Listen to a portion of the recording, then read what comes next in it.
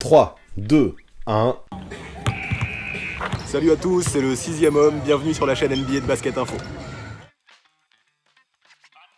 Bon, aujourd'hui, bien sûr, en plus de comme d'hab remercier les tipeurs, le sang, j'ai un gros truc à vous annoncer. Yes, sur Basket Info, vous savez, le site sur lequel je bosse quotidiennement, on vient de lancer notre chaîne YouTube. Je suis hypé comme un dingue, parce que si tout va bien, là, tout de suite, la première vidéo est en ligne. Moi, sur cette chaîne, je m'occupe du montage, principalement, et sur cette vidéo-là, je fais même la voix off. C'est vraiment un boulot d'équipe qu'on fait là-bas, ça change de ce que je fais habituellement, et c'est vraiment bien de travailler de la sorte. L'objectif, c'est de faire le truc le plus complémentaire possible au 6ème homme, en faisant des sujets courts et hyper rythmé. Donc je vous invite vraiment à aller voir notre première vidéo là-bas, ça parle de Michael Jordan, de sa fortune, et ça dure 5 minutes. Bon, finissez celle-ci quand même d'abord, hein, si vous avez cliqué, ce serait dommage. Mais ensuite, je vous attends sur la chaîne de Basket Info, on a besoin de vos retours pour progresser, mais aussi de vos abonnements pour faire exploser la chaîne dès le lancement. Yeah, baby! Par contre, revenons au 6ème homme un peu, parce que si vous êtes là, à la base, c'est pour ça. Donc comme vous l'avez vu, si vous avez cliqué, c'est pour parler d'un nouveau prospect, en mode Airball Project. La draft, c'est dans une dizaine de jours, et ça fait grave plaisir de savoir que tout va se relancer là un peu en NBA. Surtout qu'ensuite, avec la free agency, la reprise des training camps et le début de la saison, tout va s'enchaîner très vite, j'ai hâte. Alors après avoir parlé de LaMelo Ball, de Killian Hayes, de Théo Maledon, d'Obi Toppin, de Deni Avdija, d'Anthony Edwards, de James Wiseman, de R.J. Hampton, de Cole Anthony, d'Onyeka Okongwu et de Killian Tilly, c'est un autre mec très prometteur que vous avez choisi. Et ouais, comme d'hab, j'ai pris les deux noms qui revenaient le plus souvent dans les commentaires et je les ai soumis au vote sur Instagram. Et sur ce coup-là, y a pas eu photo. Entre Tyrese Haliburton et Isaac Okoro, une vraie tendance s'est dégagée, donc vous avez capté, c'est du deuxième qu'on va parler. D'ailleurs, je vous invite à continuer à me lister les prospects qui vous hype et à continuer à venir sur Insta. Je ne promets pas que j'aurai encore le temps de faire un futur rookie là avant la draft, mais on ne sait jamais, j'ai encore rien décidé et ce serait dommage de manquer ça. Donc s'il y a quelqu'un de la QV 2020 que je n'ai pas évoqué encore, c'est le moment de spammer à la fois sur YouTube et à la fois sur Insta pour me montrer que vous êtes super chaud. Mais bref, revenons à Isaac Okoro, et comme vous l'avez vu dans le titre, pour moi, il est le meilleur défenseur de cette fournée. Mais qui est-il? D'où vient-il? Que vaut-il? Où se situent ses points forts et au contraire ceux qu'il a à bosser? Quel peut être son avenir en NBA, mais surtout dans quelle équipe fitterait-il le mieux? Ça en fait des choses à aborder et c'est justement ce qu'on va analyser dans ce Airball Project. Toi, tu vas encore nous faire croire que t'as des talents de devin. Ah ça, j'ai pas cette prétention, vous connaissez, il y a de grandes chances que je fasse un méga Airball dans mes prédictions du jour. Voilà pourquoi, pour limiter ça, je vais une nouvelle fois faire appel à ma fameuse boule de cristal. Alors on ne perd pas plus de temps, c'est parti. Que vaut vraiment Isaac Okoro, le meilleur défenseur de cette QV 2020?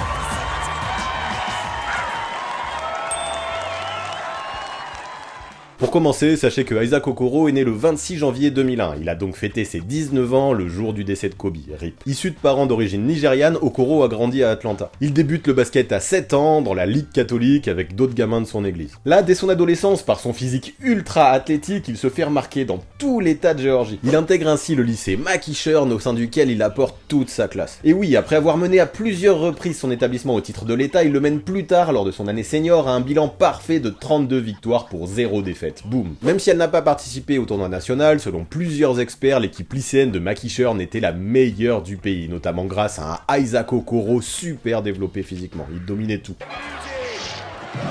Mais ne pensez pas que ça va s'arrêter là. En même temps, si c'était le cas, je suis pas sûr qu'on parlerait de lui aujourd'hui. Faut rajouter que pendant ce temps-là, même s'il n'a pas eu un très gros rôle, avec seulement 12 minutes de temps de jeu moyen, il remporte la Coupe du Monde U17 en 2018 sous le maillot de Team USA. Et là, franchement, à même pas 18 ans, ça commence à faire un sacré CV. Logiquement, avant de rentrer à la fac, il est considéré comme une recrue 5 étoiles, et il participe au Nike Cup Summit 2019. Avec son 1m98, ses 102 kg et son envergure de 2m06, beaucoup de programmes réputés s'intéressent à lui. Parmi eux, entre autres Florida, Texas et Oregon, mais c'est finalement vers Auburn que notre prospect du jour décide d'aller. Il intègre donc l'université de l'Alabama, et là, rien à dire, ça roule très bien pour sa team. La fac, avant l'arrêt lié au Covid, présentait un bilan de 22 victoires pour seulement 2 défaites, et appartenait au programme favori pour accéder au Final Four. Je pense que le choix était bon pour Okoro. Ah ouais, surtout pour une fac comme Auburn, qui est pas la plus réputée du monde, même si c'est quand même correct. Et lui, individuellement, ça donnait quoi là-dedans? Bah écoute, comme on dit, je suis mi-figue, mi-raisin, notamment en raison du rôle que Bruce Pearl, le coach, lui a donné offensivement. Très peu de systèmes étaient faits pour lui, et ses stats, si on regarde là Nao ne sont pas vraiment ouf. Faut dire aussi que le contexte ne lui permettait pas d'être régulier. En janvier par exemple, il réalise son season high contre Vanderbilt avec 23 points, sauf qu'ensuite, lors de 3 des 4 matchs suivants, il ne dépasse pas les 8 unités. Rien qu'en évoquant ça, on voit son inconstance. Mais bon, je ne pense pas non plus qu'avec un prospect comme Okoro, l'essentiel soit de se concentrer essentiellement sur les chiffres. Parce que vous allez le voir, dans les prévisions de draft, ça n'en a pas arrêté certains pour le classer très haut. Si l'on regarde les principaux sites spécialistes, quasiment tout le monde le voit dans le top 10, mis à part Slam, mais leur mock draft date un peu. Pour une fois, à peu près tous les scouts semblent d'accord concernant le prospect d'Auburn, ce qui est vraiment rare, notamment dans cette QV 2020. Du coup, si on fait le bilan, en gros, a priori, ça devrait se jouer entre les places 7 et 10 pour Okoro, même si NBC Sport le voit un peu plus haut, en 6. Ces éléments finalement sont plutôt précis pour une fois et nous donnent déjà de vraies indications. Du coup, vous l'avez capté, vu le titre de la vidéo, même si ses capacités offensives interrogent, ce sont ses qualités défensives qui font de Okoro une valeur plus ou moins sûre. Ok, je pense que le mieux c'est que tu commences par ça du coup, explique-nous pourquoi et en quoi il est le meilleur défenseur de cette QV pour toi. Bah ça va être simple, je vais être clair, pour moi, Okoro en défense est déjà élite ou pas loin. Sur la balle, il est un vrai lockdown. Ses pieds sont rapides, il bouge bien latéralement, garde les mains actives et surtout se resitue très bien après les écrans. Il a l'habitude d'accepter la mission de limiter la plus grosse star offensive adverse et à chaque fois il relève le défi. Le mec, tu t'en débarrasses pas, il a un côté sensu.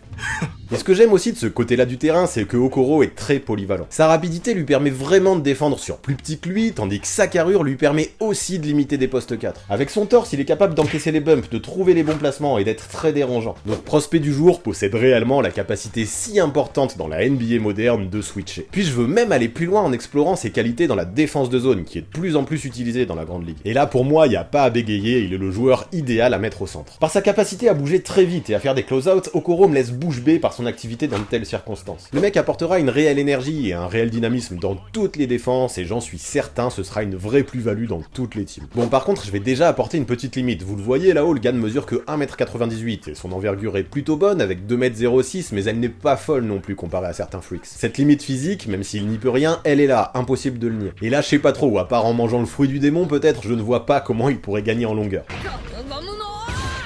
Parce que ouais, je disais que Okoro pouvait défendre sur des postes 4. C'est vrai, mais peut-être pas tous quand même. Et en NBA, j'ai peur que ce soit encore moins le cas. Puis, pour ce qui est des postes 5, tu oublies direct. Donc soyons honnêtes, j'ai peur que chez les pros, il soit un peu court pour limiter les bigs. Mais peu importe, parce que les postes 1, 2, 3, selon moi, il y aura pas de problème. Et même les postes 4, il pourra s'y essayer parce que j'ai l'impression qu'il compense autrement. C'est donc là que j'évoque son excellent QI basket. J'aime la façon dont il peut switcher au bon moment, poser ses appuis et provoquer des passages en force. Tout ça, on s'en rend peut-être pas compte, mais ça demande vraiment de posséder une vraie science défensive. Ok, depuis tout à l'heure tu t'extasies sur sa défense, mais je regarde ses stats moi, et au niveau des contres et des interceptions, c'est pas fabuleux quand même. C'est vrai, mais comme je le répète régulièrement, ces chiffres pour moi sont souvent les plus trompeurs que tu puisses trouver dans une ligne de stats. Beaucoup de joueurs qui performent dans ces domaines sont des gamblers qui prennent énormément de risques pour faire des contres ou pour piquer un ballon. Pour moi par exemple, le placement est beaucoup plus important, et ça tu le verras pas sur une feuille de match. C'est bien de faire des stats dans les interceptions et les contres, mais ça veut pas forcément dire que t'es un bon défenseur. Et justement, c'est là qu'Okoro est bon, il ne mord pas aux feintes, reste droit, gêne autant qu'il le peut en levant les bras, et surtout ne fait que très peu de fautes. Cette intelligence, ce QI basket lui sont très utiles en défense, mais aussi en attaque. Le gamin connaît les analytics et les utilisera avec précision. Sa sélection de shoot est excellente et respectera à la lettre le Mori Ball que l'on a analysé dans la vidéo précédente de mercredi. 51% de ses tirs ont lieu dans la raquette et 93% de ses jumpers ont lieu derrière la ligne à 3 points. Que demande le peuple? En fait, la seule chose qui manque, et c'est peut-être le plus important quand même, c'est la réussite. Et là, ça pêche. Du coup, parlons de son shoot, et là je ne vais pas mâcher mes mots, c'est la catastrophe. Si ses pourcentages sont si bas à longue distance, c'est juste que sa mécanique est à retravailler de A à Z. Son geste est assez rigide, ses coudes partent en live et son poignet n'est pas vraiment fouetté. Il pousse le ballon un peu plutôt que de l'accompagner avec le bout des doigts jusqu'au bout, ça ne lui donne aucune rotation et ce n'est pas vraiment bon ça. Après c'est dommage quand même parce que ses appuis sont régulièrement bien pris, mais du point de vue du haut du corps, tout ou presque est à reconstruire. Gros chantier donc.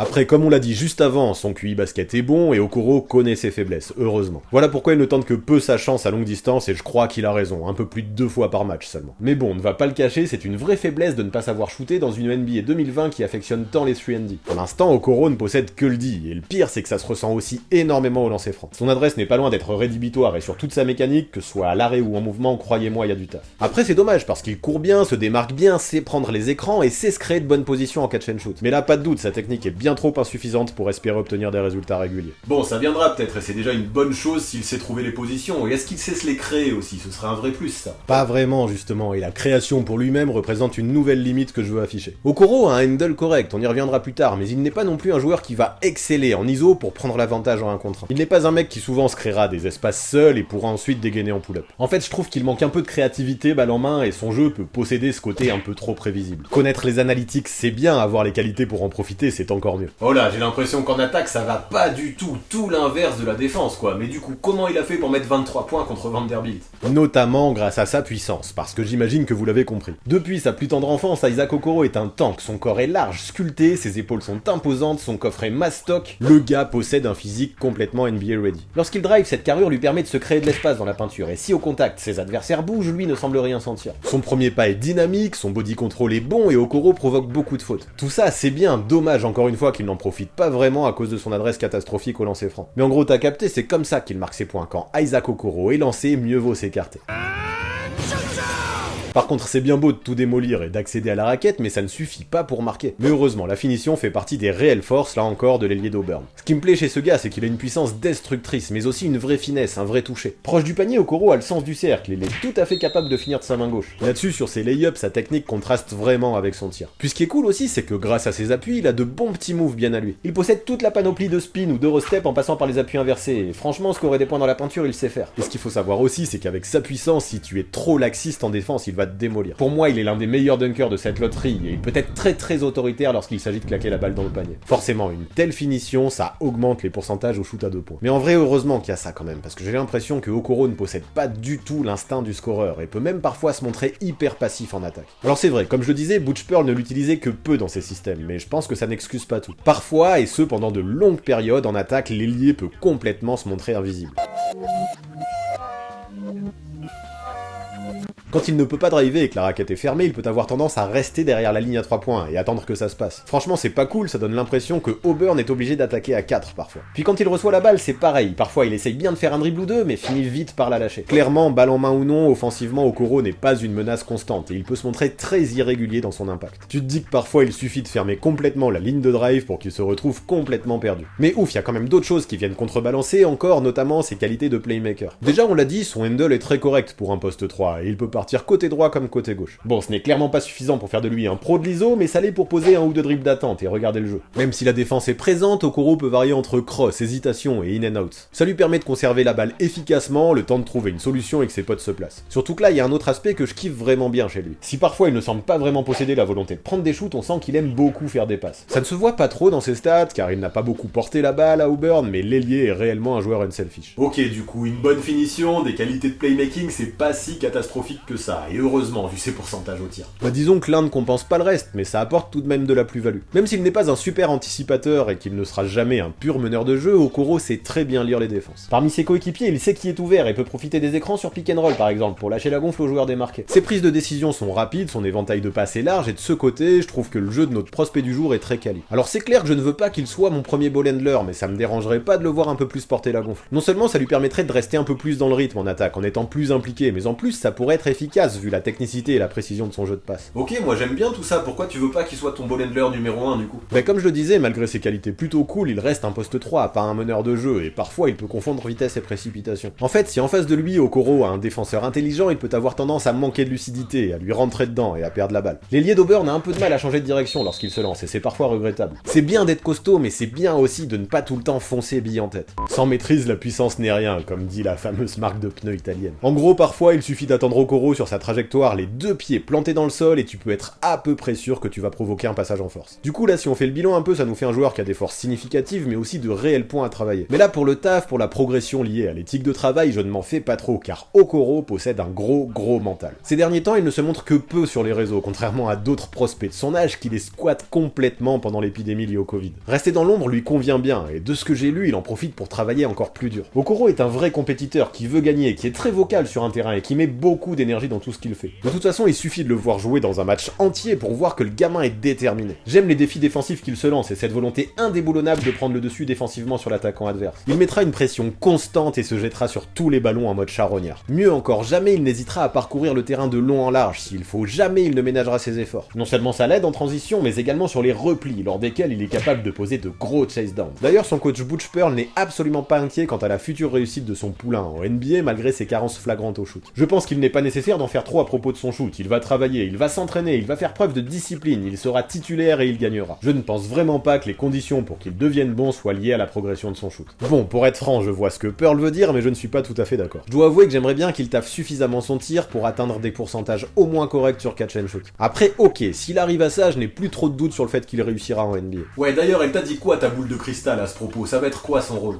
Disons que je n'imagine pas Isaac Okoro être un jour dans le top 3 des options offensives de son équipe. Peut-être que je me trompe, mais j'ai l'impression qu'il n'a pas l'esprit suffisamment tourné vers le scoring pour ça. Si un jour dans sa carrière NBA il atteint les 15 points par match, ce sera déjà très bien. D'ailleurs, régulièrement j'ai entendu parler de comparaison avec Jimmy Butler, et je trouve ça un peu abusé. Je vois le truc un peu dans son agressivité, son éthique de travail, sa défense et son shoot à 3 points suspect à la sortie de la fac. Ceci dit, offensivement, l'ailier du 8 possède un instinct de killer, et aussi un jeu à mi-distance old school que je ne m'attends pas à retrouver un jour chez Okoro. Après, je vous vois dans les commentaires, vous insistez pour que je fasse des comparaisons tout le temps, et vous le savez que j'aime pas trop ça. Mais qu'est-ce que je ferais pas pour vous faire plaisir, surtout que là, avec Isaac Okoro, de mon côté, elle est toute trouvée. Bon, par contre, encore une fois, c'est à prendre avec des pincettes, je le répéterai jamais assez, chaque joueur est unique. Maintenant, je n'imagine clairement pas qu'Okoro approchera des 20 points par match comme Dédé l'a fait en début de carrière avec les Sixers, mais dans l'énergie donnée sur le terrain, je trouve qu'il y a des similitudes. Après, je le répète encore, tranquille, il n'en est pas là et je ne peux que souhaiter à l'ailier d'Auburn qu'il connaisse la même carrière que son aîné. Par contre, en vrai, je trouve que un peu dans la manière d'Iguodala aux Warriors, Okoro peut devenir à terme un role player de luxe. Un gars qui avant tout harcèlera le meilleur joueur adverse, pourra partir en contre-attaque et profiter des espaces pour mettre des points efficacement. Alors c'est clair, je vais pas mentir, il n'est pas un joueur qui va t'apporter un titre à lui tout seul, mais il pourra clairement représenter le complément idéal derrière deux All-Stars pour faire le sale boulot, jouer juste et passer des tours de play-off.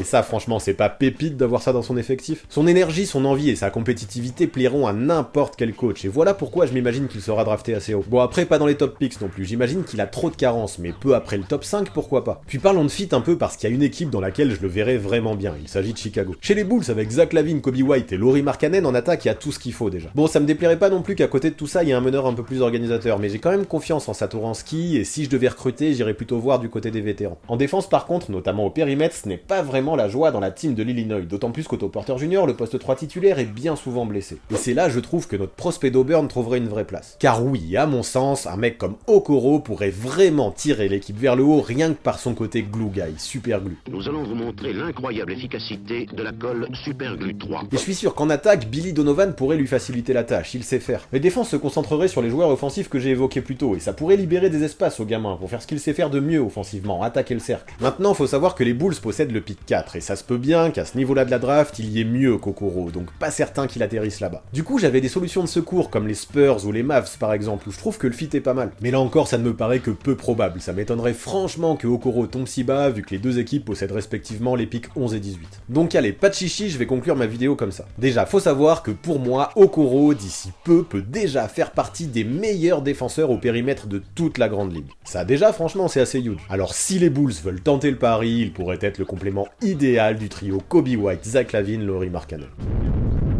Voilà pour ce qui est de Isaac Okoro, voilà pour ce qui est déjà de mon 12e prospect de la QV 2020 étudié de la sorte. Bon, ça vous a plu, vous en pensez quoi de son profil, et surtout dans quel team l'imaginez-vous drafter, ou dans quel team vous imaginez qu'il fitterait le mieux? Pensez à me dire tout ça en commentaire, ça m'intéresse grandement, et ça pourrait m'inspirer pour ma mock draft à venir. Ensuite, rappelez-vous, c'est important, go voir la première vidéo qu'on vient de publier sur la chaîne de Basket Info, et abonnez-vous en masse pour tout faire exploser dès le lancement. Puis pareil, vu que c'est la première, il y a forcément plein de choses que l'on peut faire progresser, donc j'ai vraiment hâte d'obtenir vos retours. Puis pour finir, vous connaissez les bails, abonnez-vous à la chaîne, activez la cloche, posez-moi un gros pouce bleu et lâchez-moi votre meilleur com, le 4 à la suite. Oui, 4 à la suite. Et si le sujet vous a plu et que le cœur vous en dit, vous pouvez même me lâcher un type, même un petit. Ça, ce serait bien cool. Et si ça vous intéresse, il y aura toutes les infos dans la description, vous connaissez. Merci en tout cas de m'avoir écouté jusque-là, ça fait vraiment plaisir, vous êtes des bons. Et là, sachez que je n'ai qu'une hâte, c'est de vous présenter ma mock draft. Du coup, soyez au rendez-vous. À très vite.